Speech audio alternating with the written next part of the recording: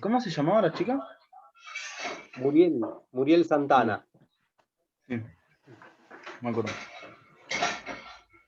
Yo me acuerdo que le hice unas preguntas sobre si improvisaba en el set y me dijo que no. ¿Y qué más le habíamos preguntado, Valen? La verdad no me acuerdo. Yo me acuerdo, estuvo bueno el encuentro ese, me parece. No sé, ustedes quizás lo tienen más seguido, pero para nosotros estuvo bueno, fue lindo. Bueno, ahí en el chat saludan. Sí. Y Hernán no aparece todavía, ¿no? Tati. Todavía no. Ahora acá estoy permitiendo a Luna y a Marzo. Pero a ver si ahí se están uniendo. Salvo que sea alguno de ellos dos que no haya cambiado el nombre. A ver, le voy a escribir, ¿eh?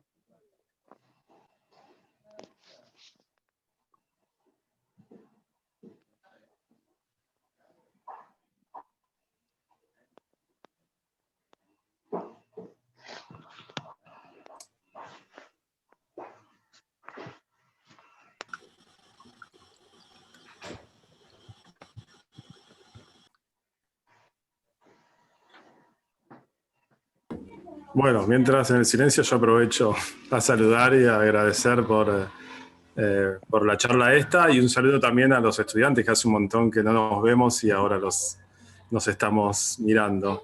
Así que eso, un saludo para todos. Me imagino. Hola, Iván.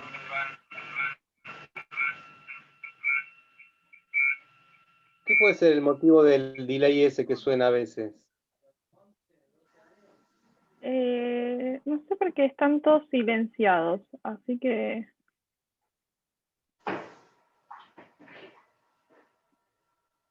por las dudas, así los mantengo silenciados, así no hacemos interferencia. Si quieren después pueden activar y preguntarle directamente a él. Perfecto. Ahora sí lo tengo, Hernán, Ricky. Bueno, bárbaro. Lo hago entrar. Bueno, ahí está entrando. Perdón, tenemos un par de estudiantes que están sin micrófono y que están Sí, escribiendo en el chat. Sí, pueden escribir Los por ahí. saludamos Ahí también está. ahí a ¿Cómo les va? a Vicente, Buenas, que Hernán. están saber. Hola, Hernán. ¿Cómo andan? ¿Qué tal? Gracias por invitarme aquí. ¿Cómo andan todos? Bien, muy bien. Bueno, Hernán, te cuento, cuento a la escuela y te cuento a ti. Estamos con una escuela que ya estuvimos, una escuela de Lago Puelo, una escuela con una orientación artística, y fuimos hace unos años y estuvimos con Muriel Santana llevando un cuento chino. Buenísimo. Así que bueno, digamos, ya la experiencia la conocen, y entre ellos también está Iván, que es un profesor que también dirigió una película, que todavía no la vi, le prometí verla y no la vi. Y bueno, y tiene diferentes aspectos de conexión artística la escuela, digamos, por diferentes lados que Iván nos va a contar. Me parecía bueno que vos lo escuches, también pensando que ellos están haciendo un trabajo, entonces de acuerdo a eso, ¿no? Que te formes un poquitito a la idea de cuál es el auditorio de hoy. Bueno, así que Bueno, Iván, buenísimo. te doy la palabra, dale nomás. Bueno, primero que nada, buenas tardes, Hernán. Gracias por este momento que te tomás para compartir con nosotros. Contarte que estamos con estudiantes de quinto y sexto año, de dos modalidades distintas. En el caso de la escuela nuestra, que es una escuela artística, tenemos la modalidad de teatro popular y la otra es arte y nuevos medios, ¿sí? En este caso participan de quinto y sexto año porque ha sido, digamos, un año, bueno, complejo para todos, pero además, entre otros profes, que hay otro profe más que se llama Iván, que es mi tocayo que está ahí, saludar. decidimos articular este trabajo con Fundación DAC y además para que nosotros podamos trabajar con los chicos para que puedan acreditar saberes. Entonces, la verdad que nos vino súper, primero, digamos, el hecho de poder encontrarnos en una práctica que tiene que ver con lo que hacemos nosotros, que es el tema artístico, y por otro lado, también este reencuentro que estamos teniendo acá con los estudiantes, los y las estudiantes, que hace un montón de tiempo que no nos vemos, porque las condiciones también de conectividad en Lago Puelo o en Chubut o en la Patagonia no son las mismas que a veces hay en Capital Federal, digamos, ¿no? Entonces, bueno, esto ha sido la verdad que para mí un éxito en el sentido de que he recibido muy buenas devoluciones de los estudiantes, de los y las estudiantes, y bueno, también la película yo la había visto, en su momento tenía como cierta resistencia al final en la película, después ya, ya te contaré, pero la volví a ver y la vi con otra mirada en este caso. Porque Y lo bueno, cambiamos. también está... En estos años lo cambiamos. En estos años lo cambiamos el final. No, para que cambié yo. Entonces, eso, el final me cayó un poco mejor ahora. Pero, porque gana el malo, ¿me entendés? Entonces digo, ¿por qué ganar? Pero bueno, en principio eso. Esa es tu forma Y de verlo. también hay profes de lengua, no sé si están acá los dos profes de lengua también que están participando. No sé si están. Bueno, tenemos dos profes de lengua también. Y bueno, nos juntamos entre varios profes para poder llevar a esta actividad. Nada, no tengo nada que decir, no sé si Iván, mi otro tocayo, quiere agregar algo a esto, que es el otro profe que está ahí al lado mío.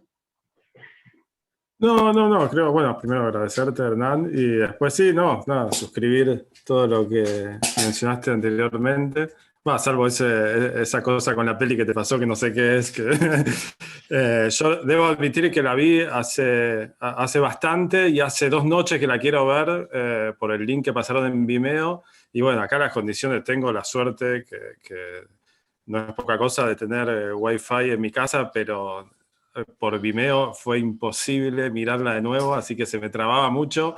Así que el recuerdo que tengo de la peli es cuando la miré en aquel momento, que me gustó mucho. Pero bueno, nada, el resto, nada, suscribir todo lo que contaba Iván. Bueno, muy agradecido primero a todos, de verdad, por invitarme, por elegir mi película, que eso siempre para mí es un honor. Es algo espectacular como las películas viajan, en donde de pronto me encuentro hablando con ustedes, viajan en el espacio y en el tiempo, porque me encuentro hablando con ustedes que están allá en Lago Puelo, yo estoy acá en Buenos Aires en este momento, la película la filmé en el año 2012, se estrenó en enero del 2013 y de pronto hoy, en este año tan particular, en 2020, estamos hablando de esto, de estos temas y de la película en particular, y lo que me vienen son imágenes como si fuera ayer. Entonces eso es lo que tiene muchas veces una obra artística y en particular quizás una película, eso, la posibilidad de viajar en el espacio y en el tiempo, y eso es algo extraordinario. Nada, está buenísimo, la verdad, el mundo en el que se están metiendo, el haber elegido ya desde la escuela secundaria una escuela con una orientación artística me parece algo espectacular. Yo en mis años de secundaria creo que tuve una inquietud muy parecida a la de ustedes y también traté de buscar una escuela secundaria que me ayude a tratar de arrancar algo parecido a lo que tenía ganas de dedicar mi vida, ¿no? Es como que yo desde muy chico siempre fui como un apasionado del cine, siempre para mí una de las cosas más lindas que me podían pasar es que me lleven al cine. Nada, me tomo el atrevimiento de empezar hablando sin que me pregunten nada, pero cuando yo era muy chico, una de las primeras películas que vi fue E.T., y a partir de ahí yo tenía 3 años, 4 años, pero ya era como algo, una imagen muy imponente en mi vida, todo ese mundo de fantasía, la ciencia ficción, el otro mundo, el otro mundo acercándose a uno, todo eso me parecía algo espectacular. Y con ET lo que me pasó es que de a poquito, los años siguientes, empecé a seguir yendo al cine y las películas de pronto tenían ese mismo nombre en la cartelera, ¿no? Era el nombre de Steven Spielberg. Y entonces dije, pará, ¿quién es este nombre que aparece en todas las películas que me gustan? Ahí, desde muy chico, es cuando empecé a entender que existía alguien que era el director de cine, ¿no? Que es el que de alguna manera construía los mundos en los cuales yo me metía como espectador, porque al fin y al cabo uno como espectador en la sala de cine, pero también en la televisión, digamos, no importa dónde uno lo vea, lo que hace es meterse en un mundo, ¿no? De prestado, un mundo que construyó alguien.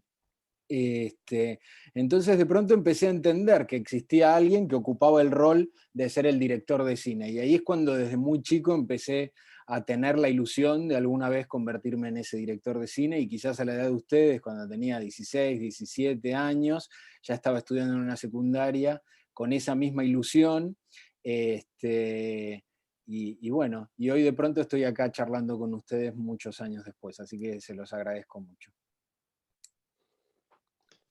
Bueno, No sé hay cómo muchas quieren cosas. que hagamos la dinámica. Sí, perdón, Richard. Sí, no, la dinámica, eso, un poquito iba a hablar de eso, que es que la charla sea básicamente entre los estudiantes y vos, con lo cual le pido a los chicos, chicas, que levanten la mano, que participen. Hay varios que están escribiendo en el chat varias cosas, muchas Sí, que dan para conversar, sí. pero preferimos que levante la mano y que tengan encendida la cámara en cuanto lo que puedan. Yo sé que la conexión no ayuda, pero esto de vernos las caras un poquito también ayuda a que estemos más cerca y bueno, entonces así que queda un poquito en manos de lo que quieran conversar los chicos. Dale, perfecto. Sí, después si quieren, hagamos unas preguntas así, después si quieren, revisamos un poco el chat y si hay preguntas que no se hicieron, las tratamos de leer. Veo que hay por ahí algunos de los chicos que no tienen cámara, entonces en todo caso también después leemos un poco esas preguntas. Perfecto, ahí está también Tati, que es del equipo de la Bien. fundación, que va también un poquito anotando y teniendo en cuenta esos chats. Los chats. Buenísimo. ¿Querés moderar vos, Tati? Y vas Dale, como... dale, espectacular. dale. Ahí lo tenemos a Ahí Manuel, que tiene para hacer una pregunta. estás con el micrófono muteado, Sí, Manuel. sí. Es verdad. Yo quería preguntar, algo que siempre pienso es cómo es el ambiente cuando están grabando la película. ¿Cómo es el detrás de escenas? Mirá, a ver, hay un detrás de escena en lo instantáneo y también hay un detrás de escena en todo lo previo para llegar a ese día de rodaje, ¿no? Imagínense que una película nace con una idea, con unas ganas de contar una historia. El paso fundamental a las ganas de contar una historia tiene que ver con la escritura del guión. Desde ya que esa escritura de guión a veces digamos, mientras tanto, y a veces si no después, cuando ya uno tiene por lo menos una primera versión de guión escrita, ya empezás a vincularte con posibles productores. Esto siempre también tiene que ver con el tamaño de la película, ¿no? Es, bueno, a ver qué tamaño va a tener la película en relación al tipo de producción necesaria. No es lo mismo una película filmada por ahí entre todos nosotros que decimos, a ver, el que tiene una cámara que lleve una cámara, va a actuar tal, tal es músico, puede hacer la música, a tal le gusta sacar fotos, puede ayudarnos con la fotografía, la cámara. Eso sería como algo muy, muy acotado, hasta el nivel más profesional, que es, bueno, a ver, necesitamos para esta filmación 8 semanas de rodaje, vamos a tener que buscar todas estas locaciones, vamos a tener que hacer un casting en donde cada uno de los personajes, desde el principal, que digamos, en el caso de Tesis era Ricardo Darín, hasta, no sé, el personaje más pequeñito que dice una sola frase, vamos a tener que pensar en los extras, vamos a tener que pensar en el vestuario, en la dirección de arte, que con eso tiene que ver con, a ver, acá necesitamos construir este departamento, en este departamento, ¿cómo es este personaje? ¿Qué tipo de muebles tendría? ¿Qué tipo de comida comería? En qué vaso tomaría una bebida, cómo se viste. Bueno, todo eso tiene que ver con la construcción de la puesta en escena. Uno va imaginando un mundo, un poco lo que decía antes de Steven Spielberg, ¿no? Se dice muchas veces que el director o la directora en una película hace las veces de Dios, es el que toma como todas las decisiones acerca de los mundos, los personajes, los lugares por donde transitan, etcétera, etcétera.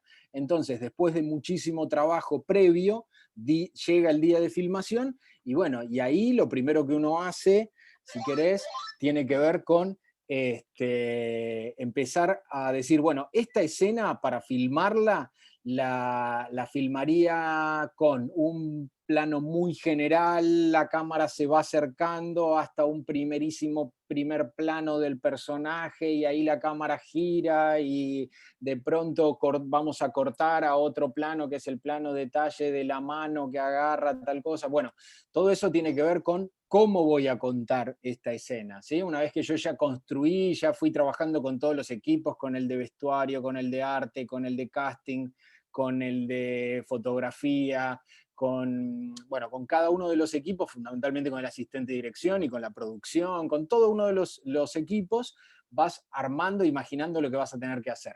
Cuando llega el día de rodaje decís, bueno, esta filmación la quiero hacer con este tipo de encuadres, este tipo de planos. Y a partir de eso uno va organizando el día de trabajo. Una vez que está armado, que lo primero que se hace seguramente es, como te decía, acá va a ir la cámara, y en base a que acá va a ir la cámara, ¿cómo vamos a iluminar? ¿Voy a poner esta lámpara que tengo atrás mío, que por ahí molesta, o es mejor poner una lámpara que me ilumine por adelante? ¿Es mejor que la luz esté tenue y apagada, o es mejor que se genere un contraluz y una silueta, o es mejor verme? Digamos, cada una de esas cosas también se deciden. Cuando está todo armado, la dirección de arte, la puesta de luces, la cámara, si va a ir en una cámara en movimiento, cómo se va a mover, etc. Ahí llamás a los actores. Quizás hiciste un trabajo grande de ensayo, en donde muchas veces uno previamente a la filmación hace ensayos casi de una manera teatral con los actores, con las actrices, y a partir de eso, cuando ya tenés todo armado, ahí empezás a filmar. Y organizando un día de filmación, ahí es cuando más o menos vas tratando de, vos como director o como directora, vas decidiendo que la escena ya fue contada o no, o por ahí no te gustó tal momento de actuación, sí te gustó, pero la cámara se hizo un fuera de foco. Entonces, a partir de eso, vos que estás conectado con la cámara en un monitor, vas viendo cómo está la escena y cómo la imaginás, porque imagínate que vos filmás en general con una sola cámara. Entonces, una escena que tiene muchos cortes, tenés que imaginarla también con, bueno, a ver, este plano ya lo tengo, ahora quiero el contraplano, o sea, yo estoy hablando con vos, primero filmamos, ponele mi plano, después el tuyo, después un plano en donde estamos todos juntos, después un plano que es detalle de un papelito que se cayó porque es muy importante para la historia. Bueno, eso tiene que ver con cómo voy a construir en la edición, en el montaje, la escena. Eso también lo tenés que ir pensando. En algunos casos se hace lo que se llama un storyboard. No sé si alguna vez escucharon el concepto de storyboard, pero en algunos casos lo que se hace es dibujar las escenas. Entonces, Sí, uno va... Sí, decime. Perdón. No, que ahí Sofi, que no tiene micrófono, lo mencionó en una pregunta. Preguntó justamente si lo habían utilizado para la construcción de la película. Bien, a ver ahí. Ok, perfecto. Mirá, te digo, en una película hay quienes sí y hay quienes no, pero no necesariamente se suele dibujar toda la película. Entonces, lo que sí uno muchas veces hace es elegir qué escenas conviene dibujar. ¿Y cómo decidís qué escenas conviene dibujar?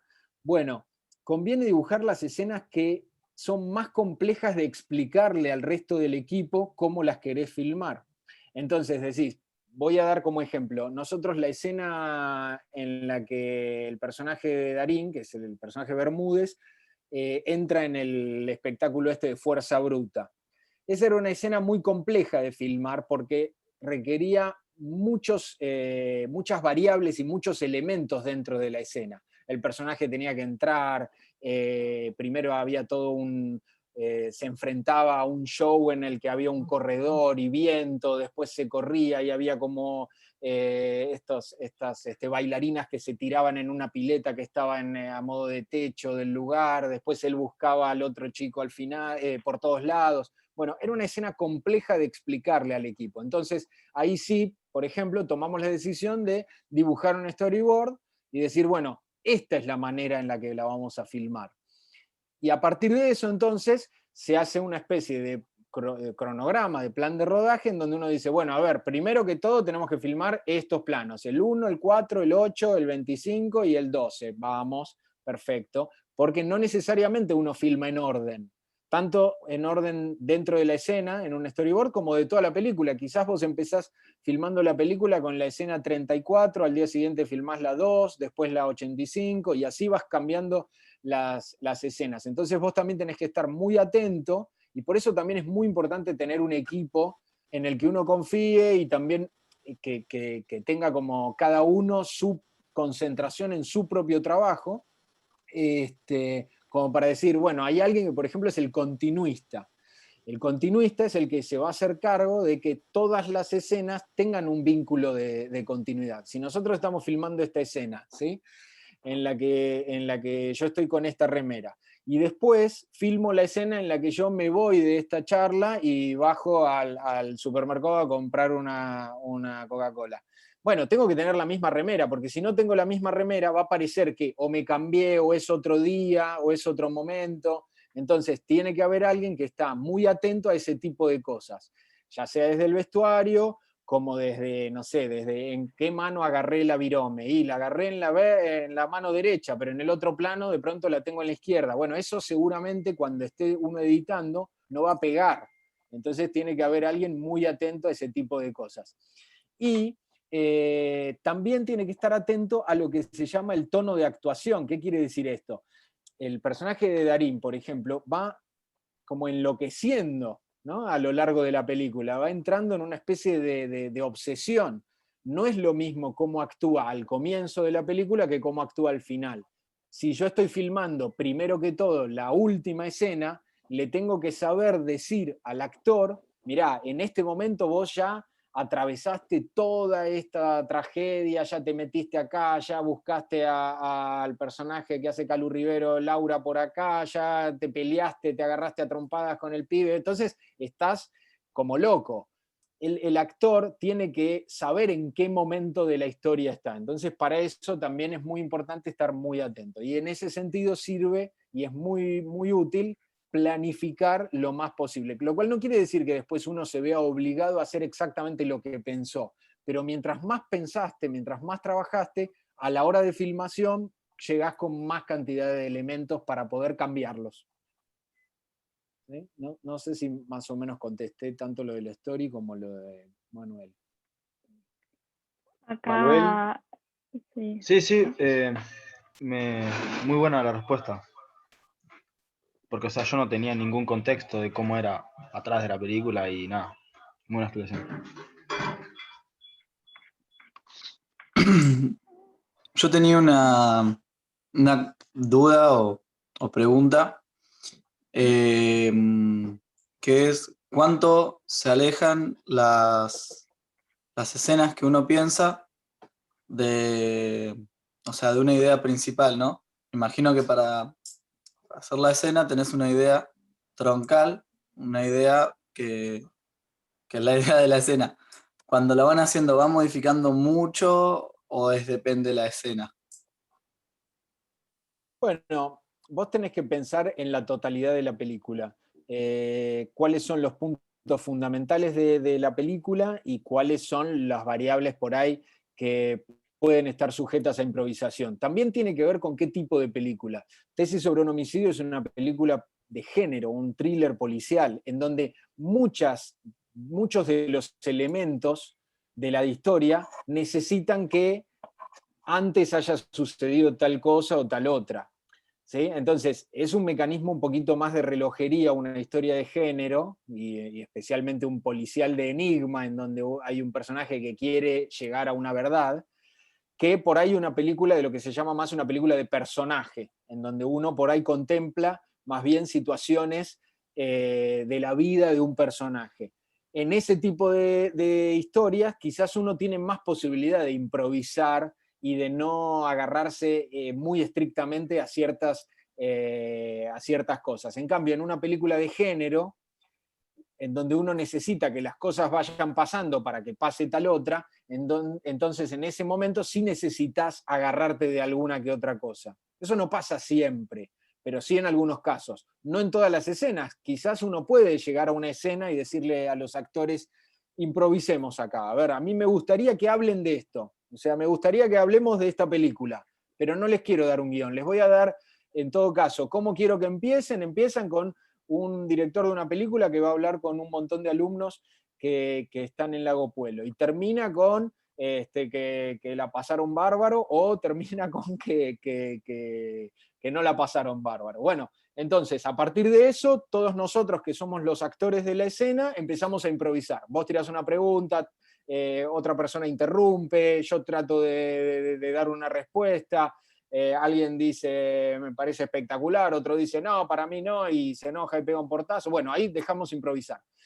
En general, los directores que trabajan con improvisación, mucho de lo que hacen es improvisar en el ensayo. Entonces dice, a ver, vamos a ensayar con...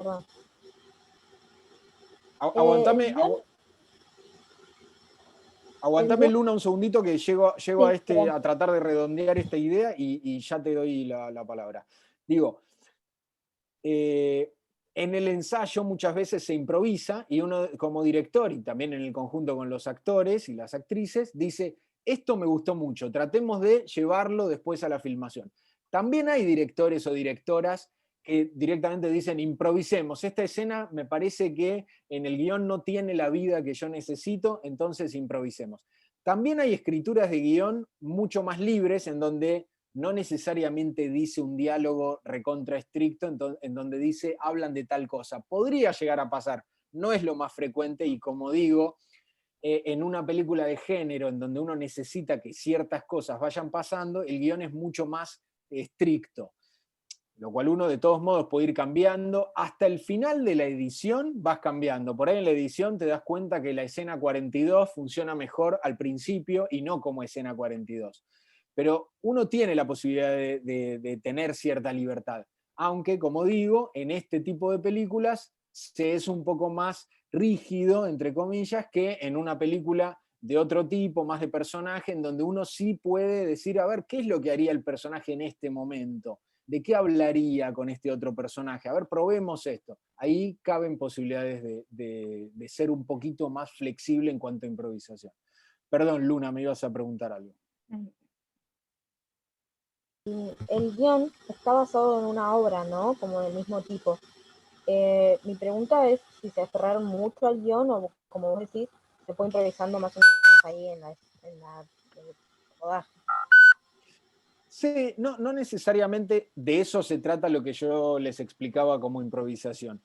El hecho de estar adaptando una novela, lo que uno hace es cambiar de lenguaje. Una novela tiene un lenguaje literario, en donde muchas cosas, como por ejemplo los pensamientos de los personajes, pueden tener muchísimo valor y muchísimo grado de identificación emocional con el lector, donde un personaje en una novela puede decir, y en ese momento me di cuenta que lo que me había pasado cuando tenía 3 años volvía a mi vida 30 años después, no sé, cualquier cosa. Eso en una película requeriría un montón de escenas para contar todo eso. Entonces, lo que uno hace a la hora de adaptar es llevar a un lenguaje audiovisual, fundamentalmente lo digo audiovisual porque es a imágenes y sonidos, esas ideas que en la trama literaria estaban escritas con el lenguaje literario. Entonces,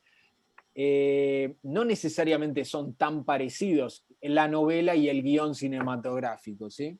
En general hay muchas cosas que se tienen que decidir para que uno se pueda identificar con el personaje de la película, así como en todo caso se identificó con el personaje en la novela. Y además, uno puede tomar otro tipo de decisiones, como por ejemplo una decisión de punto de vista. En la novela, por ejemplo, si alguno tiene la oportunidad de leerla en algún momento, la novela está contada a partir de 2 puntos de vista. ¿Qué quiere decir esto? Por momentos habla el profesor y por momentos habla el alumno. En la novela hay como un capítulo del profesor, un capítulo del alumno, un capítulo del profesor, un capítulo del alumno.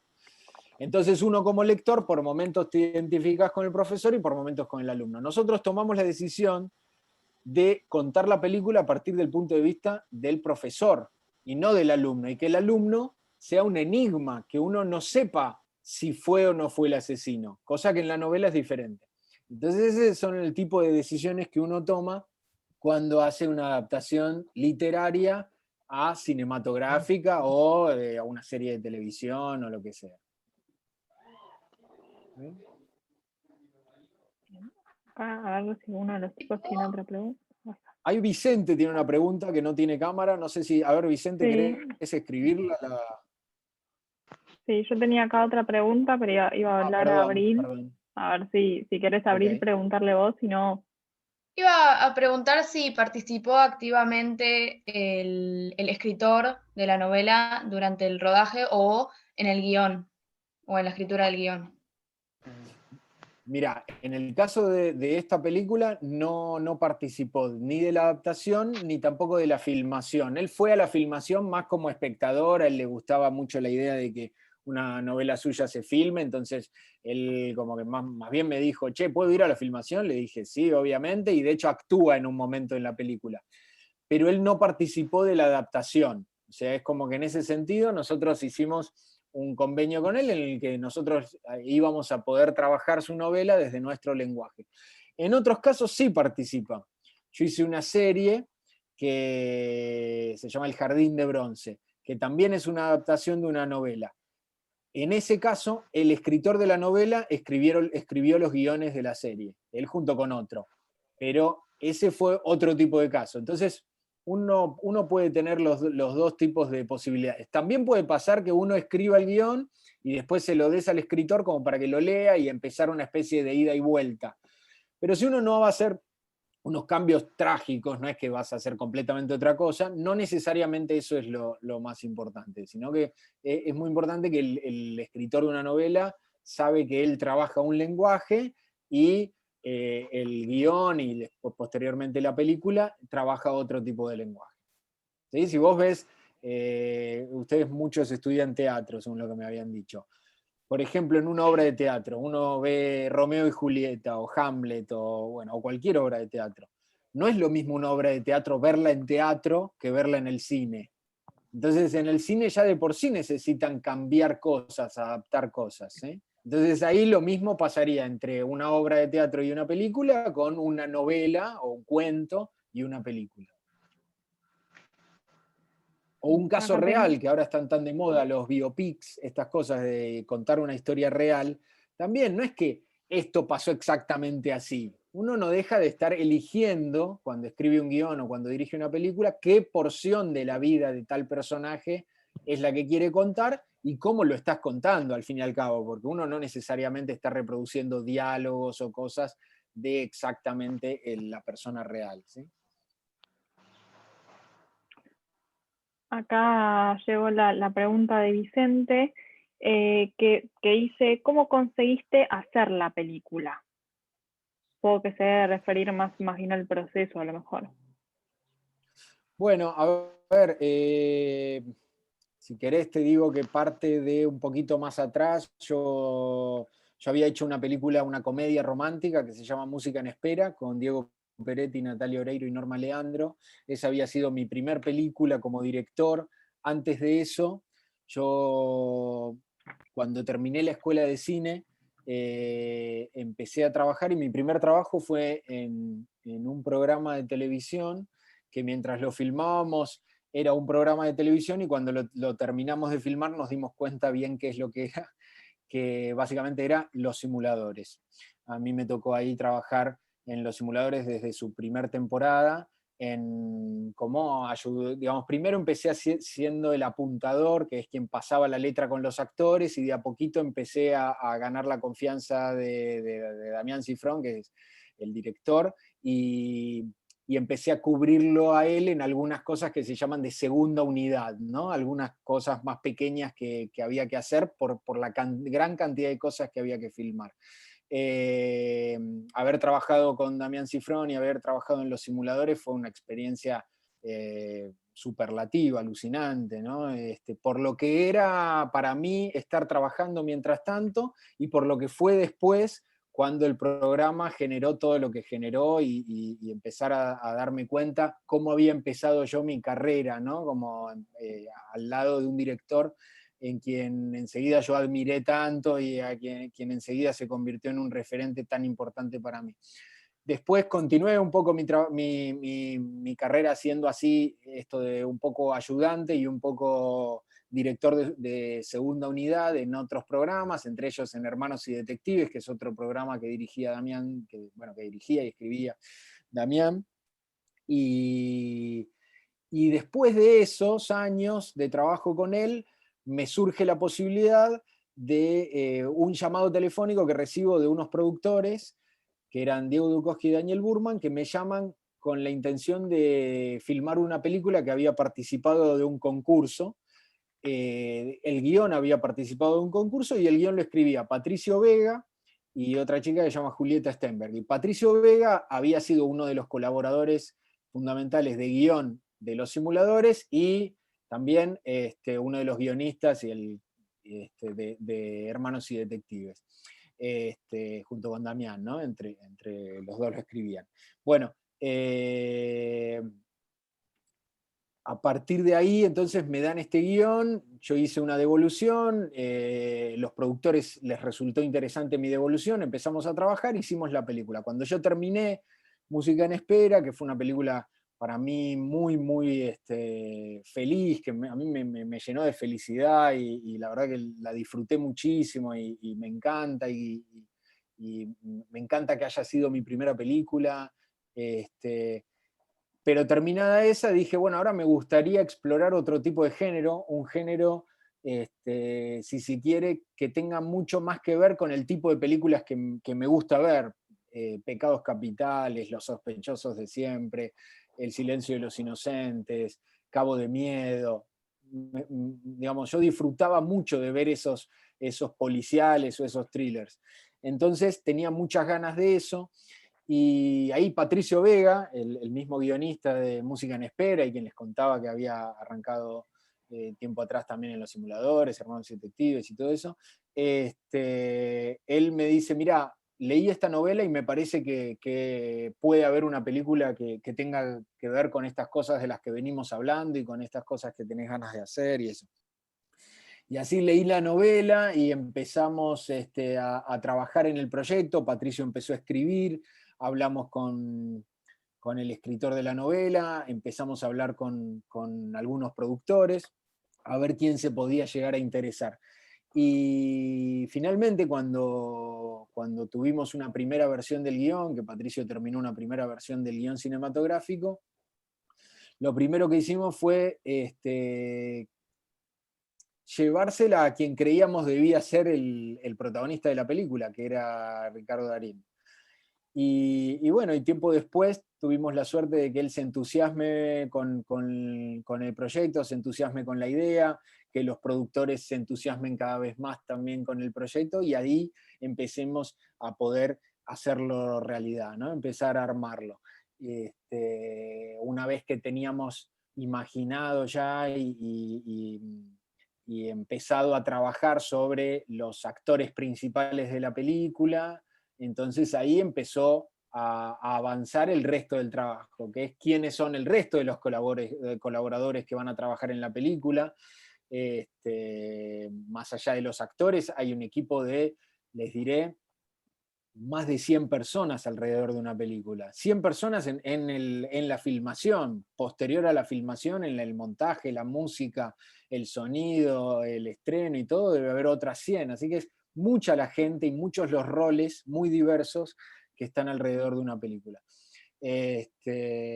Así que bueno, para nosotros fue como una tarea muy linda empezar a construir eso. ¿Quién podía ser el director de fotografía? ¿Quién debía ser el vestuario? ¿Quién debía ser la dirección de arte? ¿Quién podía hacer el casting para encontrar el resto de los personajes? ¿Qué tipo de locaciones eran las que podíamos filmar, digamos, la que necesitábamos para poder construir la historia? Etcétera, etcétera, etcétera. Eso es un poco el comienzo del camino para hacer la película. Yo agregaría, perdón, Hernán, que me interrumpo, para sumar a esta pregunta de cómo llegaste a filmar esta película, es cómo llegaste, todo el proceso pongámosle, desde tu secundaria hasta ese momento. Yo entiendo que es el momento de los chicos de quinto, sexto año, donde cuando les pica el asunto de la película, hay un salto, hay algo, hay un espacio ahí que es difícil de transmitir, de contar, o de atravesar, o de llegar.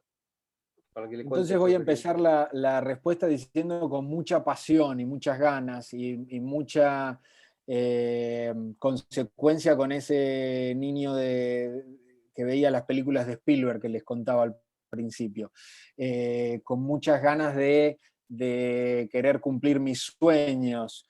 Yo hice mi colegio secundario, como les dije, tratando de vincularme lo más posible con este tipo de mundos que me gustaban. Me gustaba sacar fotos, me gustaba pensar historias, me gustaba agarrar una cámara y filmar.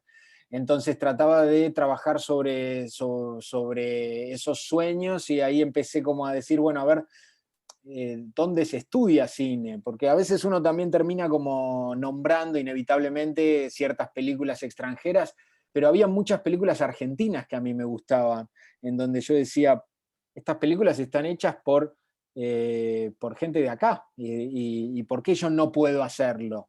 Si los demás pudieron empezar este camino, quizás yo también puedo empezar este camino.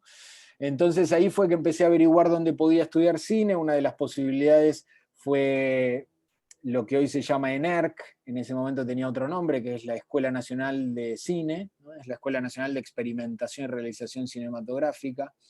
Hoy la ENERC tiene como incluso sedes en diferentes provincias. Me parece que en Patagonia hay una en San Martín de los Andes. No me acuerdo si hay alguna más por Patagonia, pero bueno, en San Martín de los Andes hay una. Pero bueno, entonces esa escuela lo que tenía en ese momento era un examen de ingreso muy, muy estricto. Acá alguien me dice que es Neuquén, sí, sé que San Martín de los Andes es Neuquén y que ustedes están en Chubut, de eso lo sé, no. Pero bueno, digo, no quiero quedar como un ignorante, no, por favor. No, lo que quiero decir es que en ese momento tenía un examen de ingreso muy, muy complicado, pero dije, bueno, yo tengo que poder hacerlo, y tengo que ser consecuente con este deseo, con este sueño, con estas ganas y con esta necesidad mía de convertir mis pasiones en una realidad. Bueno, ahí logré entrar en la escuela de cine, en la ENERC, y ahí lo que me pasó es que me empecé a vincular cada vez más con otros locos y locas que tenían las mismas ganas que tenía yo de hacer películas, que es un poco por ahí lo que les pasa a ustedes entre sus propios compañeros.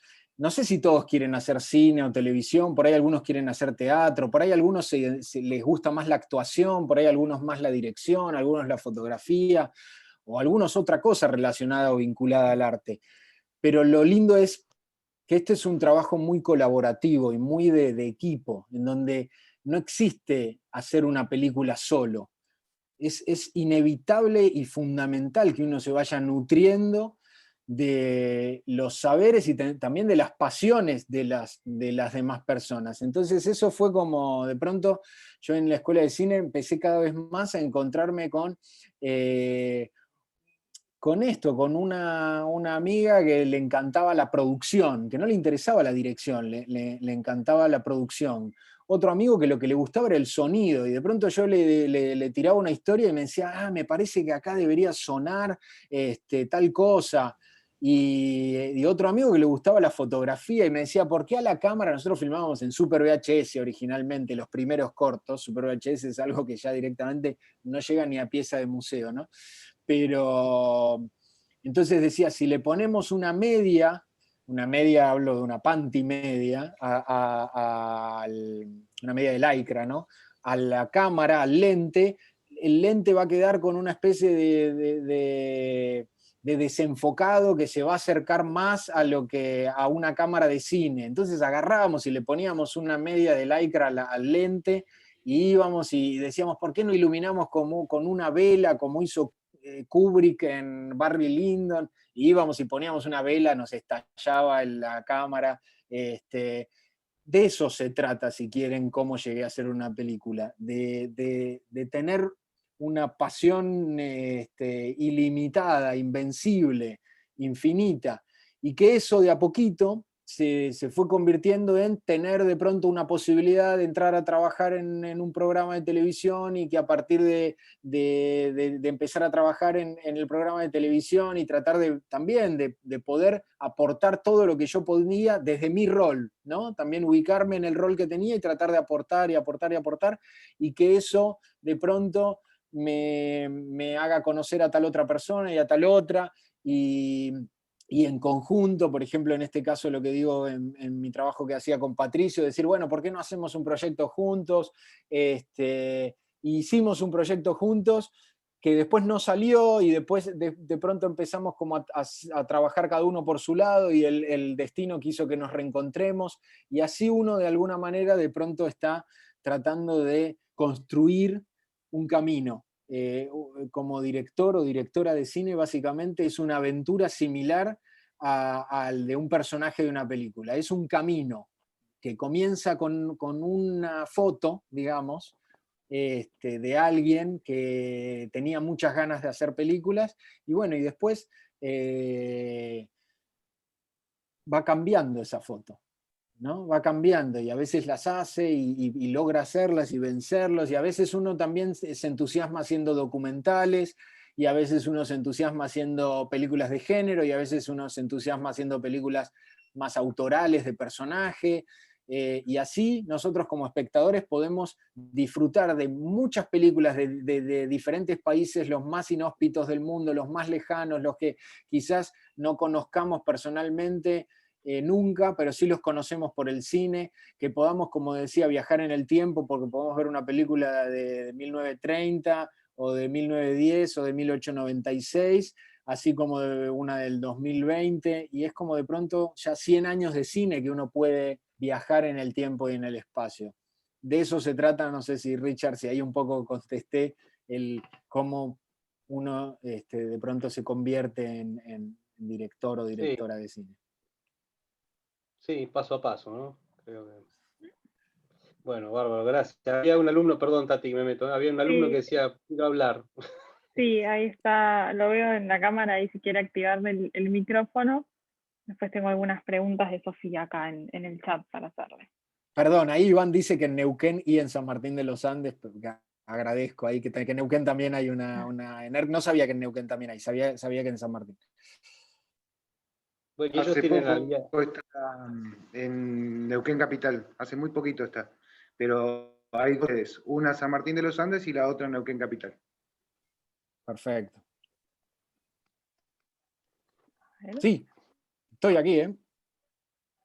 Sí, sí. A ver. Había... Sí, está, me parece que ahí alumno está hablando, pero no lo escuchamos.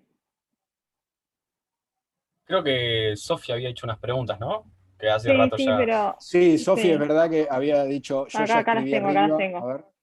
Las leo, porque acá uno de los chicos había pedido la palabra, pero no le funciona el micrófono. Buenas, soy yo. Cambiazo. Ahí está, ahí va, a ver. Con respecto a la película, yo no leí la novela, pero me diste a entender como que la novela tiene un final en sí. Y obviamente que la película también, pero quedó como un contexto abierto, o sea, que te da a pensar. Entonces, nada, quería saber si, o sea, ¿cuál fue tu ¿Cómo es decisión el final? Claro. No. ¿Cuál fue tu No. decisión al hacer eso? No, a ver, bueno, te contesto y de paso también le puedo ampliar un poco esto que decía Iván al comienzo, que tiene que ver con lo que genera el final de la película. Ahí se borró Iván. Ahí volvió. No, lo que quiero decir es, era mi intención que la película no se trate de quién fue el asesino, sino que la película se trate de cómo uno puede convencerse de que algo fue tal cual como uno piensa que fue. Y que eso haga que a veces uno nuble su vista y pierda la capacidad de realmente pensar las cosas de otra manera, como le dice el personaje de Arturo Puig al final a Bermúdez, al personaje de Ricardo Darín. Como que a mí no me terminaba de importar explicarle al espectador si fue o no fue. Si vos me preguntás, no sé si tengo la respuesta, si fue o no fue el asesino. Sino que para mí era importante eso, hablar de eso. O sea, de qué habla la película, de cómo uno se puede convencer de que las cosas fueron de una manera u otra. Entonces, la película en realidad habla de una obsesión. No es que habla de resolver un enigma. Eso fue el comienzo del camino de hacia dónde yo quería llegar. Si querés, la novela empieza con el alumno diciendo yo la maté. Era como si fuera que tampoco es lo más importante en la novela, porque lo primero que sabemos cuando leemos la novela es que él la mató. Entonces a mí lo que me parecía interesante era que uno nunca sepa si lo mató o no lo mató, que lo interesante tenga que ver con el derrumbe de este personaje, con cómo yo antes hablaba de la foto del principio y del final, con cómo la foto, si querés, del comienzo de este personaje es muy canchero, muy todopoderoso, que, digamos, con una dialéctica muy verborrágica para con sus alumnos, con mucha capacidad de seducción, y que de pronto todo el tránsito de esta aventura lo derrumbe. Y se derrumbe básicamente por una obsesión. De eso se trataba para mí la película. Entonces, por eso es que, si querés, a mí nunca me terminaba de resultar lo más prioritario el hecho de resolver eso. Ahora bien, quizás en la imagen final, cuando él ve la espadita quemándose ahí en la fábrica de fuego, había una especie de pseudo explicación de sí, fue él. Pero también es verdad que como el personaje de Darín permanentemente tiene una serie de visiones teñidas por su propia óptica, quizás hacia el final él sigue teniendo esa especie de obsesión por querer convencerse a él y al mundo entero de que él tenía razón. Eso es un poquito hacia dónde yo iba con el final. Ahora, es verdad que a veces uno como director imagina algo y no necesariamente, y con esto no digo que esté bien o mal, pero no necesariamente ese diálogo con el espectador queda del todo claro. No porque necesariamente el espectador quiera saber si fue o no fue el asesino, pero sí puede ser que el espectador se quede con más preguntas de las que la película quiere que se quede. Bueno, podría ser. La manera, en todo caso, de poder contestar esas preguntas es en una próxima película. Con eso no hablo de la 2, sino como uno, como director o como directora, lo que va construyendo es su propia obra, en donde en esa obra, y no importa el género, no importa la película, porque para mí mi primer película, Música en Espera, mi segunda película, Tesis sobre un homicidio, o la serie El Jardín de Bronce, o los proyectos en los que vengo trabajando para adelante, de alguna manera hablan de lo mismo, dialogan alrededor de los mismos temas. Entonces uno, como director dentro de su obra, va tratando de generar ese diálogo con el espectador acerca de, si se quiere, esos mismos temas, o tratando de indagar y potenciar mucho más esos temas. ¿Sí? Eso sería un poco lo que tiene que ver con el final y con qué es lo que al fin y al cabo uno quiere contar, ¿no? Sí, es como que trata de una obsesión y al mismo tiempo como la historia de un hombre que cae en la trampa de su propio ego o quizás su soberbia, porque al final el otro personaje le dice, vos no te das cuenta de todo lo que perdiste, y sí, porque el chabón como que se autocondenó a cambiar su vida drásticamente por su obsesión de... Porque en un momento de la película se dice, vos querés justicia o vos querés tener razón. Y a mí, como que siempre me pareció más que el chabón quería tener razón que una especie de justicia. Pero bueno, sí. Está buenísimo que te quedes con esa pregunta, porque eso es un poco la pregunta con la que la película quiere que se quede el espectador. ¿Quiere saber la verdad o demostrar que tiene razón? ¿Quiere justicia o quiere demostrar que él tiene razón y es todopoderoso? Entonces ahí es cuando, en todo caso, el personaje va hundiéndose o teniendo una transformación como destructiva. ¿Sí? Y de eso es un poco de lo que me quería agarrar a la hora de construir al personaje y a la película. Está buenísimo. Yo quería agregar algo, quizá, si se puede interrumpir. Sí. Quería agregar que, no sé si se escucha. ¿Se escucha bien? Sí, Marzo. Sí. Que quizá a mí también me pasó algo parecido con el final. Me pasó que me gustaba mucho la guerra esta silenciosa que estaban teniendo estos dos personajes, entre el asesino y el chabón que sabía que era, pero al mismo tiempo no lo podían culpar de alguna manera real, con pruebas, ¿no? Y me hubiera gustado quizá que si el final hubiese sido, bueno, el que fue, que sea en el caso de que el alumno este sea inocente, ¿no? Quizá le daría cierto, realzaría esto que estamos hablando de que su ego fue el que lo llevó a hacer algo que no era, quizá. Pero como no fue el caso, como en realidad él sí era el asesino al final, quizá ahí es donde no me termina de encajar eso, porque el chabón lo que dice después, cuando le preguntan si justamente si era simplemente que él quería tener razón o hacer justicia, dice que también él podría cometer ese crimen de nuevo, ¿no? Y hasta cierto punto tiene razón. Uno, si sabe que una persona es culpable, es normal querer demostrarlo. Pero bueno, no sé, está esa dualidad también a la que se enfrenta Darín, bueno, Roberto, el personaje. Sí, de todos modos, es como que vos tomás la decisión en este caso de decir, sí, fue culpable. Quizás no, ¿no? Porque en un momento el personaje de Arturo Puig le da todas las pruebas posibles para demostrarle que el pibe fue inocente. Entonces ahí es donde digo, seguimos, o la película pretende seguir dando vueltas alrededor de qué es lo que uno como espectador está queriendo de la película. ¿Vos querés que sea inocente? ¿Querés que sea culpable?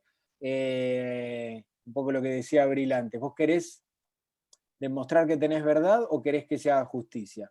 Bueno, la película quizás en ese final tan abierto le otorga al espectador la decisión de si el pibe fue o no el asesino. Y si en todo caso la obsesión del personaje de Bermúdez tenía o no razón de ser. ¿Sí? Es como, ¿era Gonzalo el asesino? Y Bermúdez tenía era verdad lo que pensaba Bermúdez, o no era culpable él y Bermúdez está enloqueciendo. Bueno, eso es un poco que la película le deja la última vuelta al espectador. Eso es como nada, lo que elige la película, o yo en este caso, en ese momento. Acá te voy a hacer Sí, una de las preguntas de Sofía, que estaba en el chat, y después tenemos a otros de los chicos que levantó la mano. Sofía dice que le gustó mucho el hecho de que la película termina con la escena del comienzo. Dice, ¿cómo fue planificada la transición de la moneda y el modo en el cual, en base a su recorrido, se presenta la escena? Y después también, para agregar, cuál es el significado del objeto y por qué específicamente una moneda. Bueno, en un momento se habla del concepto de némesis, ¿no? Que es las dos caras de una misma moneda. Alguien le dice, ¿por qué lo odias tanto? Él es como eras vos cuando eras más joven. Entonces, de alguna manera, quizás esta obsesión del personaje de Bermúdez tiene que ver con el hecho de que él se siente muy identificado con el personaje de Gonzalo.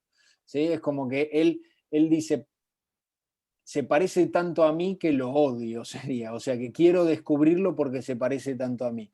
De ahí un poco la idea de la moneda, también con la moneda,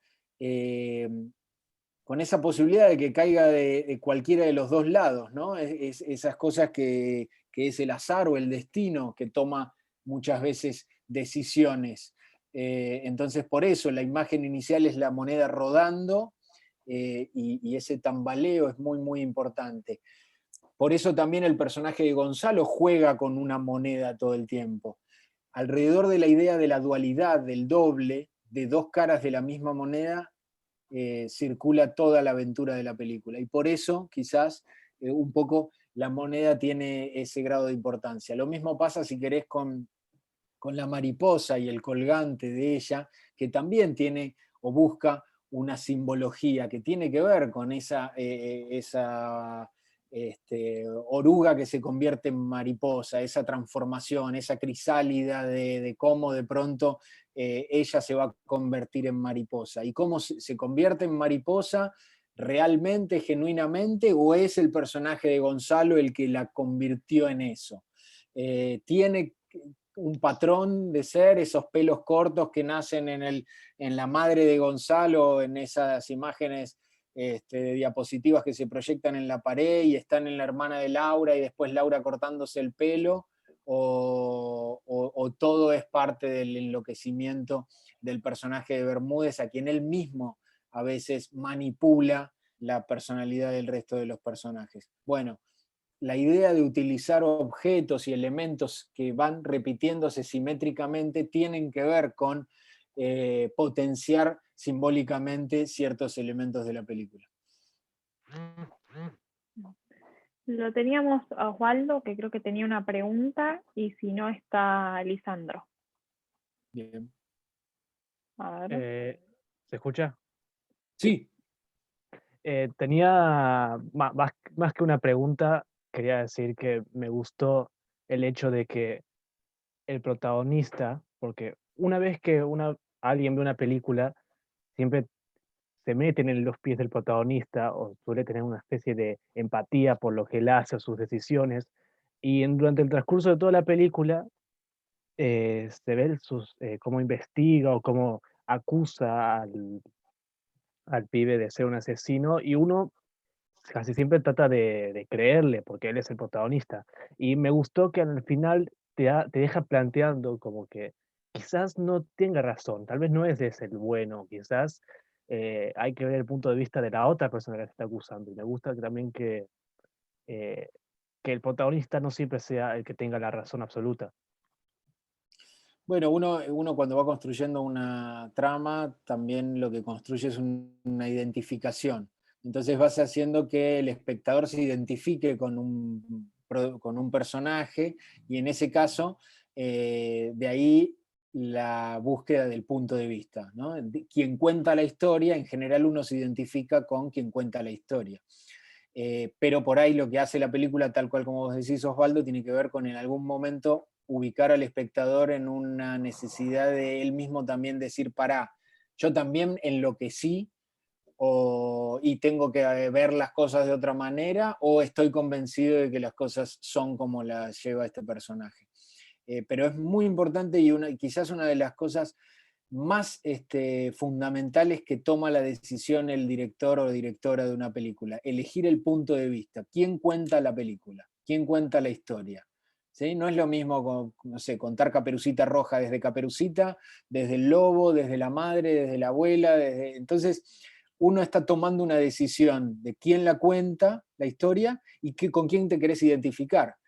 ¿sí? Es como que es muy, muy interesante eso, ¿no? Ese poder que uno tiene a la hora de narrar una historia, que lo que hace es, quiero que te identifiques con tal, ¿sí?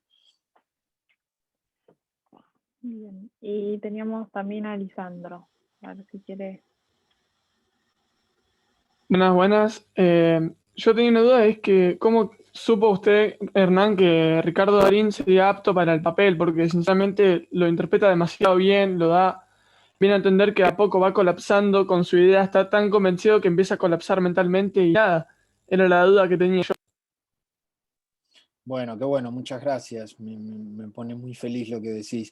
Como, mirá, una gran admiración a él como actor, haberlo visto mucho en muchas películas y ver la gran capacidad de transformación que tiene él y empezar a imaginarlo en este mundo.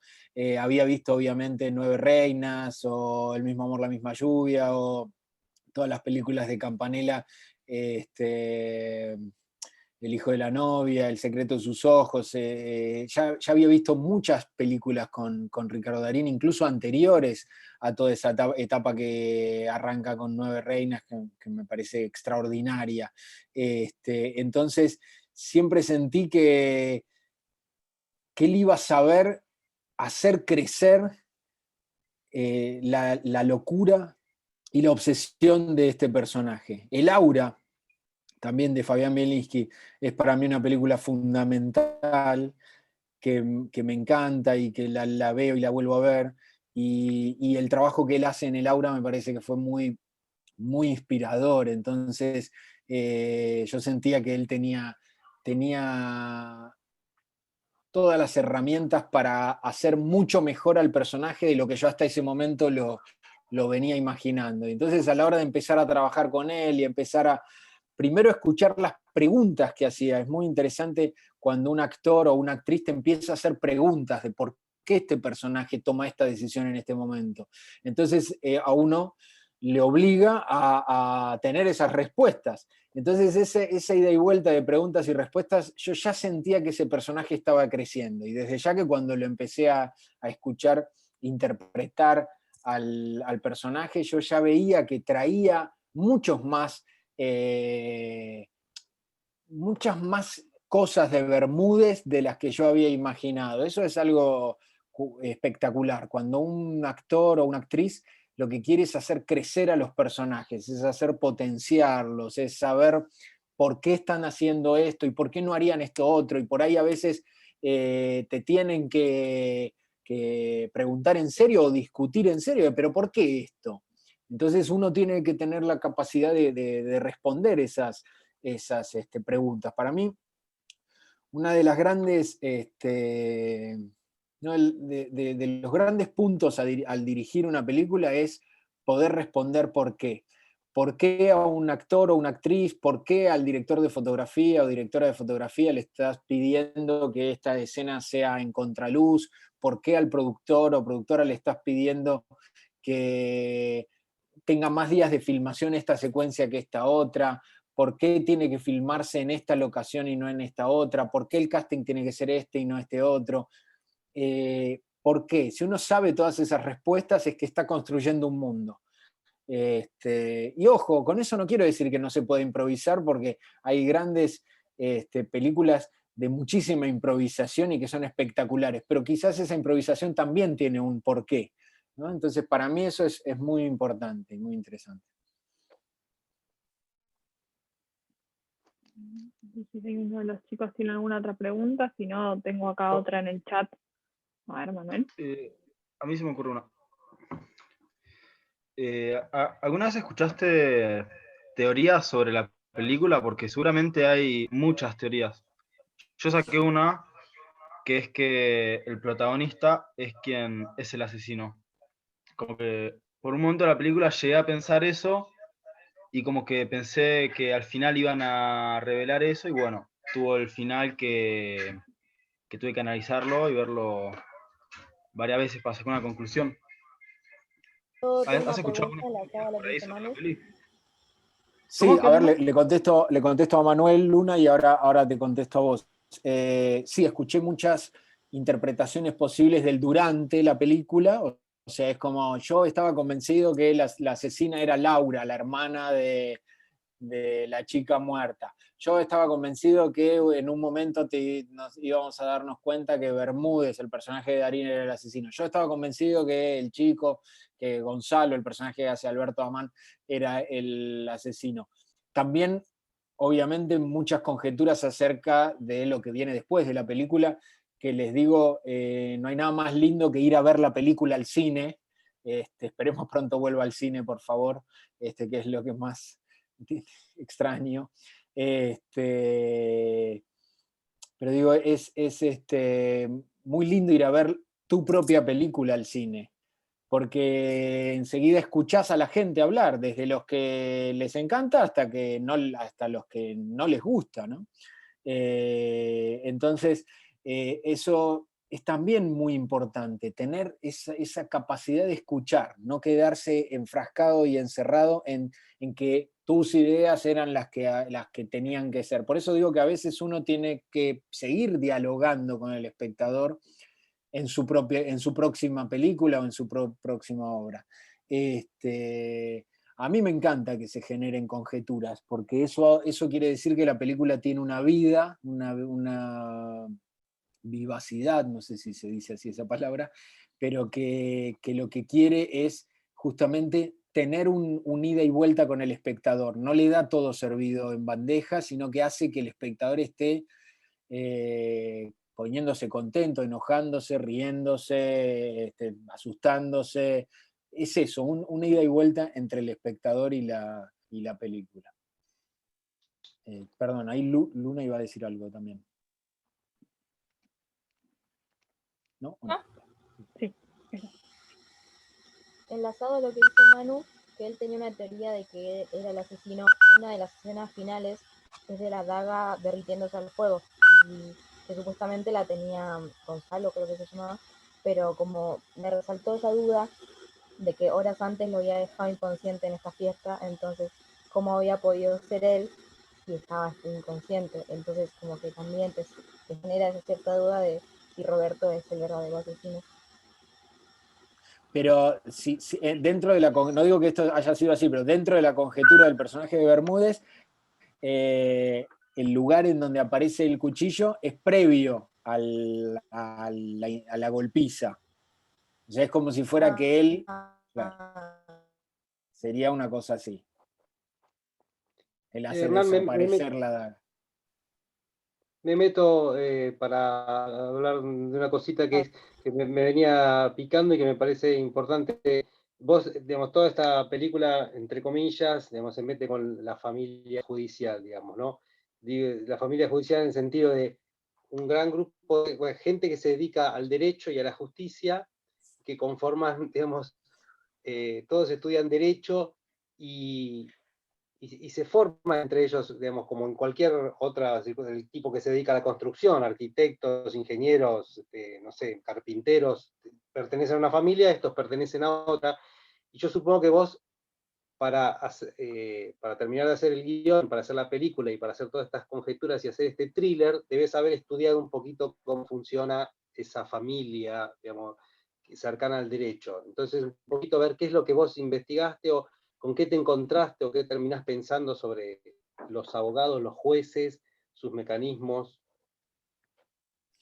Sí, yo traté de hablar con abogados penalistas para intentar entender la manera de conducir sus conjeturas en el mismo momento de exploración. Traté de hablar con un médico forenses, traté de hablar con lo que se llama la policía científica, los policías de escena del crimen. A mí me resulta siempre importante tratar de nutrirme de ciertos elementos lo más reales posibles. Por más que uno construya una realidad propia en una película, siempre es interesante que si en el caso en que esta película la ve un abogado penalista o no sé, un médico forense, que la película también lo atrape, que sea magnética y centrífuga y que no haya dudas, si bien probablemente pueda haberlas. A mí me resultaba interesante eso, ¿no? La idea de cómo un abogado, en este caso penalista, lo que sea, tiene como la capacidad de, dentro de sus propios recursos, poder volcarse hacia una lente, hacia un convencimiento. Hay un momento en donde ya me deja de importar igual el abogado, el comisario, el coso, y el médico y lo que sea. Y ahí ya digo, no importa ya ciertos elementos de verosimilitud. Y lo que quiero es que uno como espectador tome la vara de tomar posición acerca del sistema de justicia, acerca de la capacidad de obsesionarse con una intención y hacia qué lugares profundos esa obsesión los puede llevar. Es como que en un momento ya incluso el mundo, en este caso el mundo judicial o de ese estilo en el que transcurre la película, en un momento para mí ya deja de importar, deja de ser lo fundamental, y lo que tiene que ver es uno como espectador, qué es lo que haría o qué es lo que piensa acerca del comportamiento de este tipo de situaciones, de personajes, y hasta qué lugar uno podría llegar a meterse, a embarrarse, ¿no? La idea del despeinarse, ¿no? Es como que uno es como es, y hasta dónde puede llegar a meterse y embarrarse para poder saber si lo que si lo que piensa es o no verdad, si la idea de uno es o no importante para que trascienda.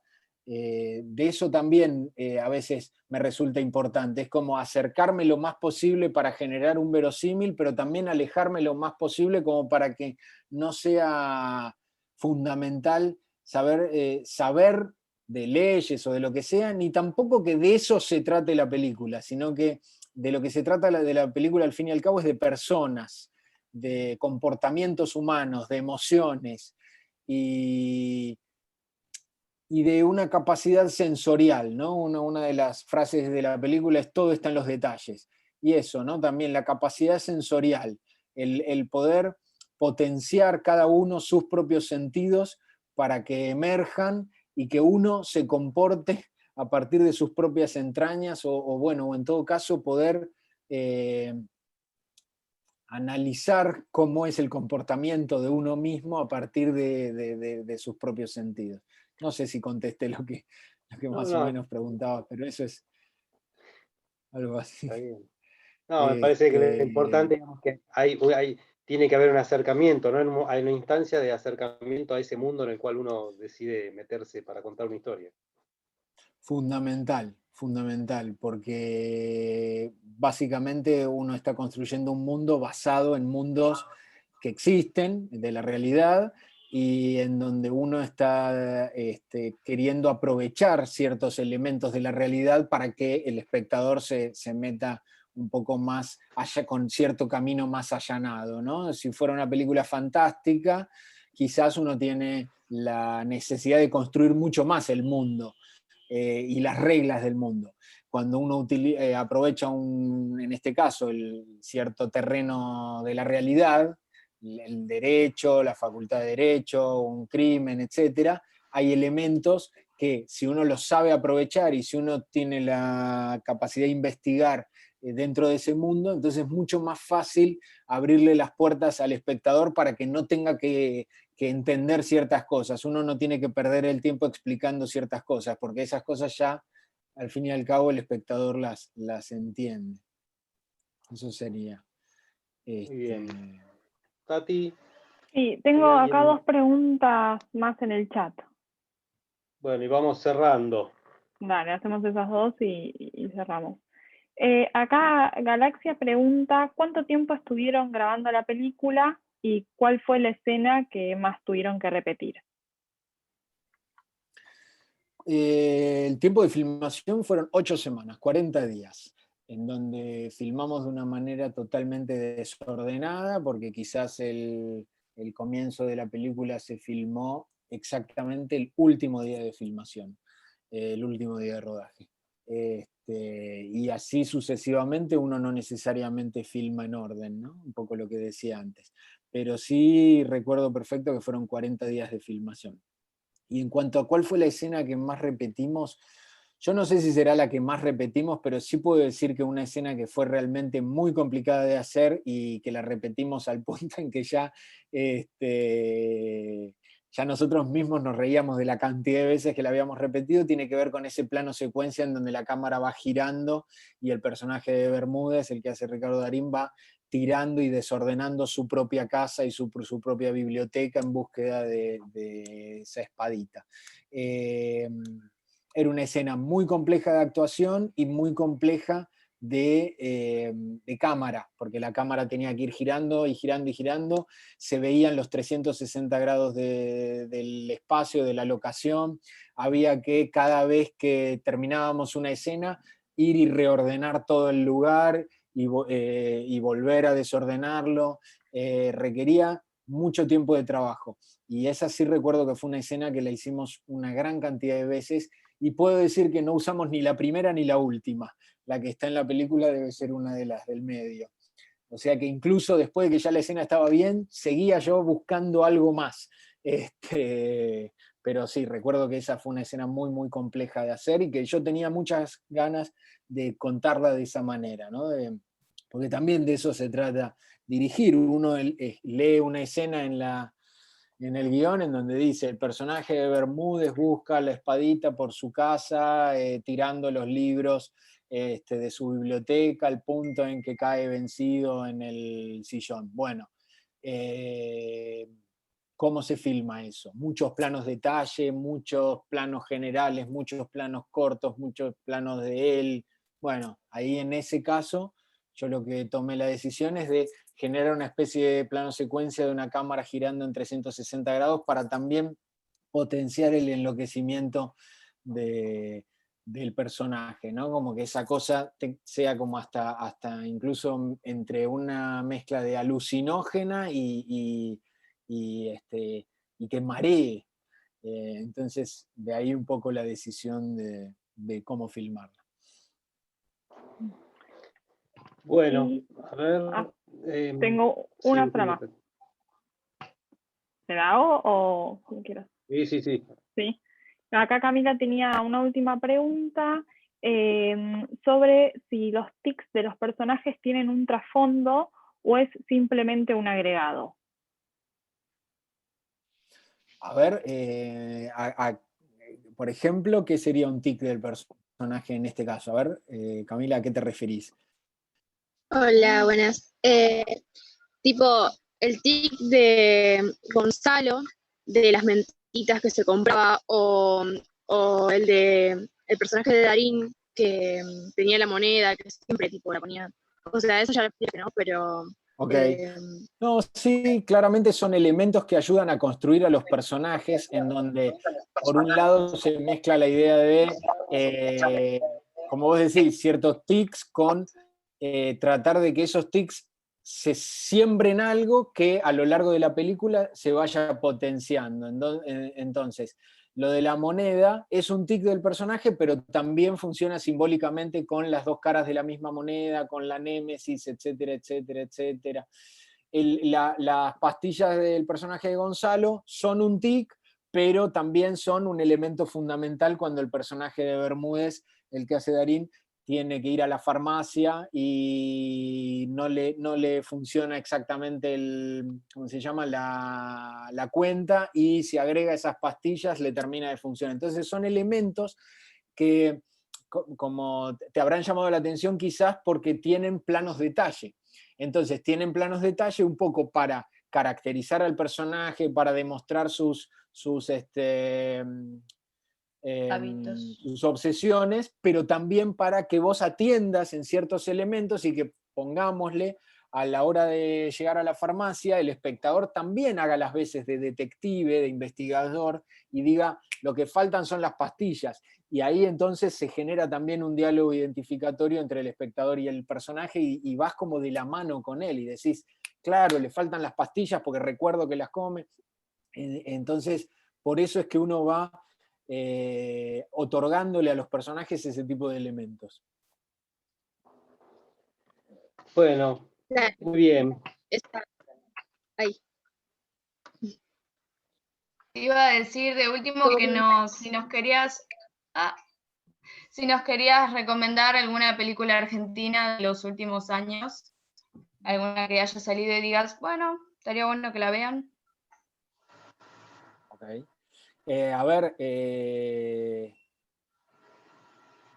primero que todo, en la medida en que puedan, me parece muy bueno ver películas argentinas de todo tipo, porque al fin y al cabo, como decía antes, unos como ustedes o como yo las están haciendo en las mismas locaciones, con los mismos actores, con los mismos recursos, con los que de alguna manera podemos contar, tanto ustedes como yo, cada uno en un momento o en otro, ¿no? Y eso hace que uno pueda aprender mucho de muchas películas. A veces las películas tienen un grado de exposición muy grande, y a veces tienen un grado de exposición mucho más chiquito. Entonces es bueno explorar y mirar qué películas por ahí pasaron un poco más desapercibidas y de pronto son muy interesantes de ver.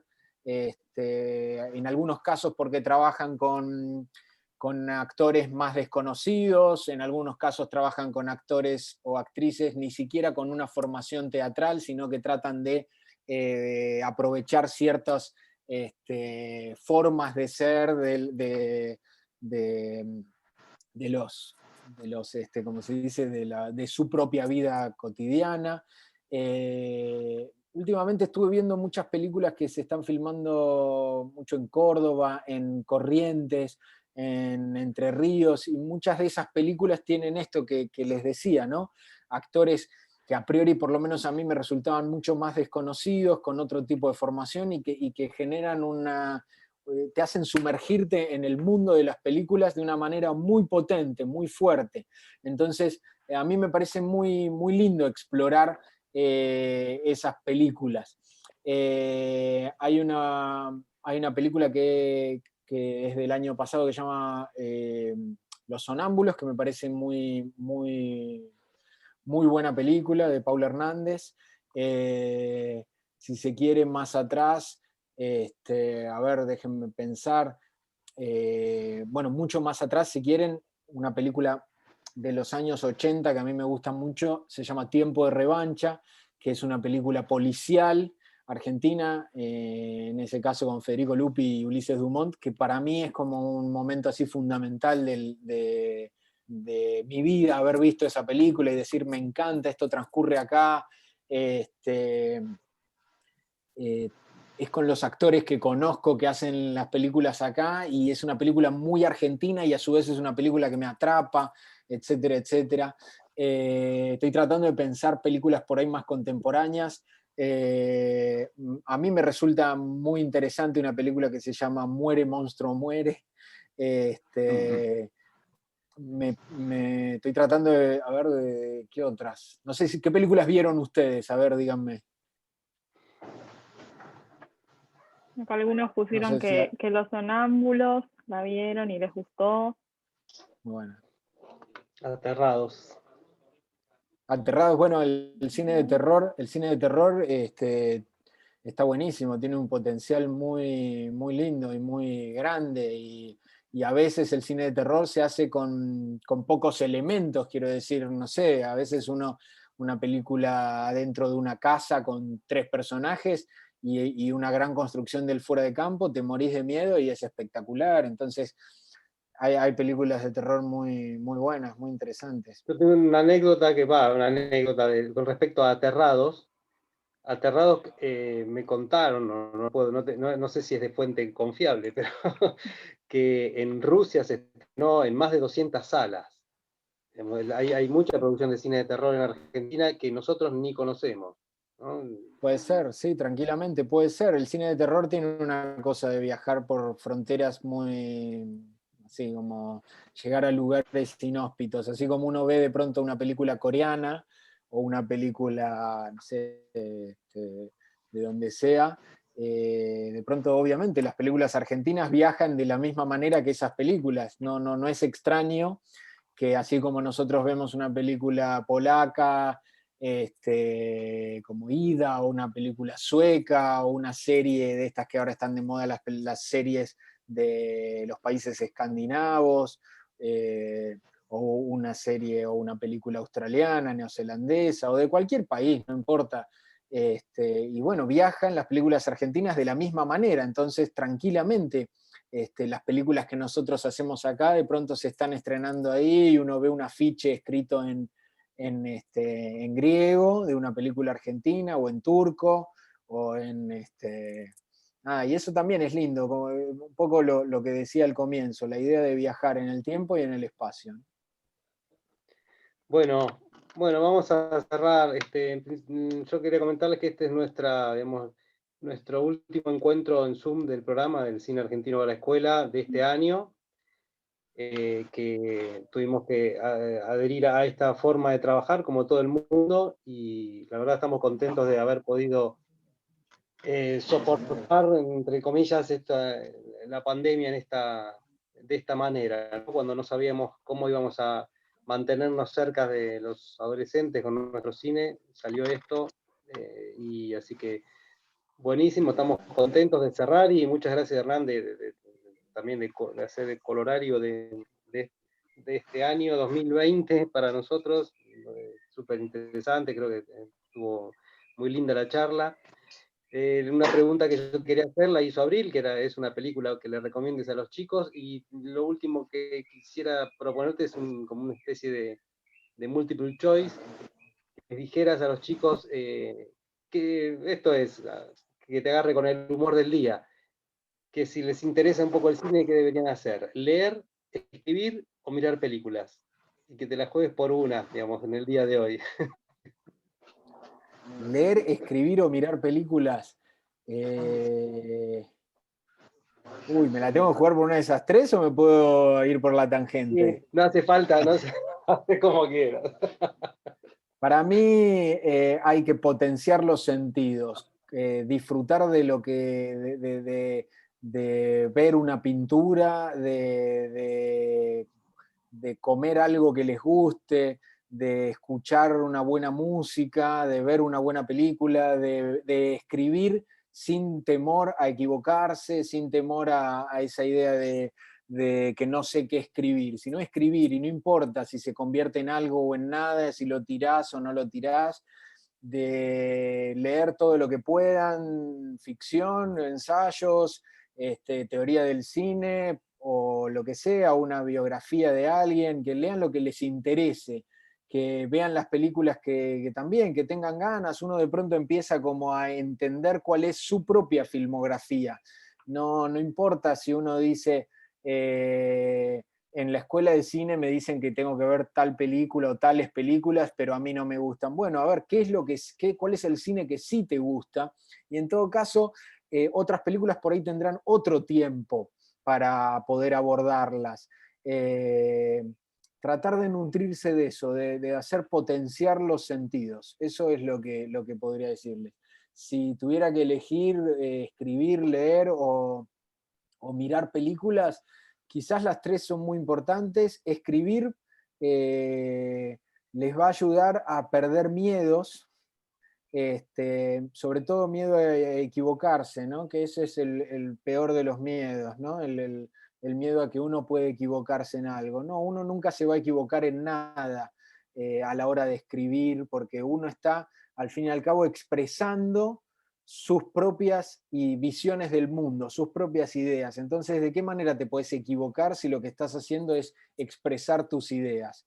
leer siempre los va a nutrir porque incluso van a poder tratar de decir, a ver, ¿cómo cuenta esta historia este autor? ¿Cómo cuenta este otro autor esta historia? Entonces también van a poder encontrar por ahí un camino en donde se sientan cómodos como lectores o como espectadores. Y ver películas para mí es algo espectacular y fundamental, pero verlas en serio, no verlas una vez o mientras chatea, no digo que todos lo hacemos igual, tranqui, no se preocupen, pero lo que quiero decir es verlas más allá, meterse, y en eso lo que les digo es, lo que importa no es solamente la trama, el guión, lo que importa es cómo se hace para contar ese guión. Un mismo guión, 10 directores lo pueden filmar de diferentes maneras y a uno le puede gustar más el estilo de uno y el estilo de otro, o el estilo de otro. Entonces de eso se trata dirigir. Yo doy clases en la ENERC, justamente, en el mismo lugar en donde estudié, y uno de los ejercicios que doy, en algunos casos, es agarro un guión y se lo doy a 3 grupos. Digo grupos porque es también importante esto, el cine es algo colaborativo, no es uno va y filma, es grupos. Sí está bueno que uno va y toma las decisiones y lo que hace es nutrirse de los otros, entonces en todo caso si hay varios que tienen ganas de dirigir en el grupo, por ahí se pueden ir intercalando roles en diferentes trabajos, pero básicamente lo que hago cuando les doy los guiones a ponerle 3 grupos es ver después, proyectar esos 3 cortometrajes de 1 minuto, de 30 segundos, de 2 minutos, y ver cómo cada grupo lo filma de manera diferente, y es el mismo guión, y cada uno lo filma de manera diferente porque cada uno lo cuenta, un poco lo que decía, como uno lo quiere contar. Cambia el punto de vista, o en algunos casos a uno le importa más potenciar ciertas cosas, ciertos detalles y ciertos otros no. A alguno le interesa más, si querés de una manera más teatral, contarlo todo más en plano general. A algunos les interesa más lo que provocan los actores y tratar de no cortar mucho, y a otros le interesa lo que provoca la cámara, entonces cortar, cortar, cortar. De eso se trata también dirigir. Pero digo, fundamental, a la hora de escribir, tratar de sacarse esto, el temor a equivocarse, porque no hay manera que se puedan equivocar si lo que están haciendo es expresar las cosas que tienen adentro. Muy bien, bueno, bárbaro. Le paso la palabra a Tati. Sí, solo tengo 3 avisitos. Pueden seguirnos en nuestras redes sociales. Vamos a estar publicando sobre el encuentro de hoy. Después también tienen en la página de la Fundación, que se las dejé por ahí por el chat, para participar de los concursos. Pueden descargarse las bases y las condiciones y participar. Y cuando la situación no nos permita, le vamos a hacer llegar el pendrive con las 41 películas que integran el programa. Así que no más que eso. Así tienen bastante cine para ver. Sí, quizás les interesa ver lo de los concursos, me parece que está bueno. Péguenle una miradita porque quizás los entusiasma. Bueno, hoy por hoy se puede filmar con el teléfono, así que a quienes les guste filmar, lo que les diría es filmen, vayan, filmen, se puede editar con la computadora, o sea, digamos, es como algo en donde uno tiene muchos accesos a técnicos, a la posibilidad de hacer, actúen entre ustedes, escriban entre ustedes, hagan cosas. Después todas esas cosas uno a veces... yo mismo cuando me toca filmar, digo, esto lo hice una vez en un corto cuando estudiaba, o esto lo hice una vez en un corto con mi hermano y mi tío. Y bueno, entonces te das cuenta que ese tipo de primeros trabajos son el germen, la semilla de lo que después es hacer una película. Así que háganlo, háganlo. Muy bien. Bueno, no sé si estás por ahí, Iván, agradecerte a vos y a todos los profes que la verdad en estas épocas difíciles de contactar y estar conectados con todos y con los alumnos especialmente, logramos esta jornadita que me parece que estuvo muy linda.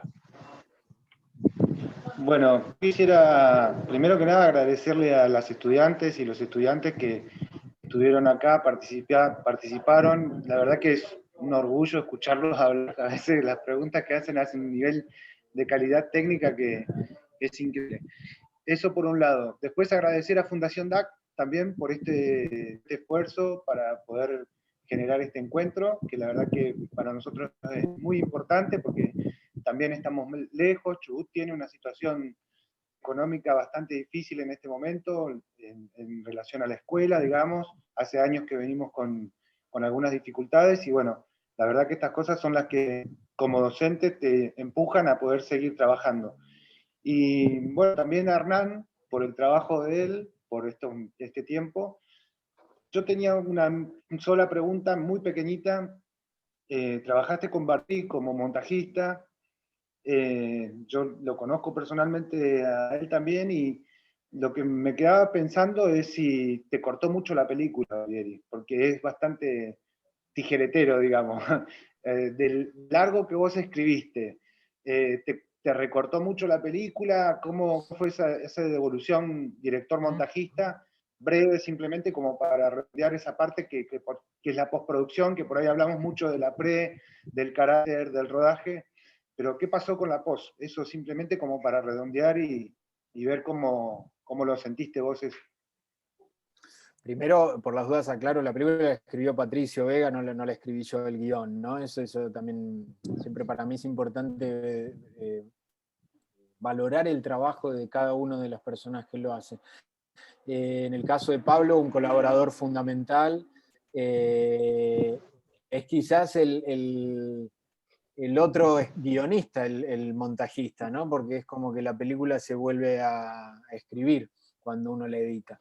En cuanto a si la cortó mucho o no, yo lo que te puedo decir es que Pablo hizo un trabajo de edición mientras yo iba filmando.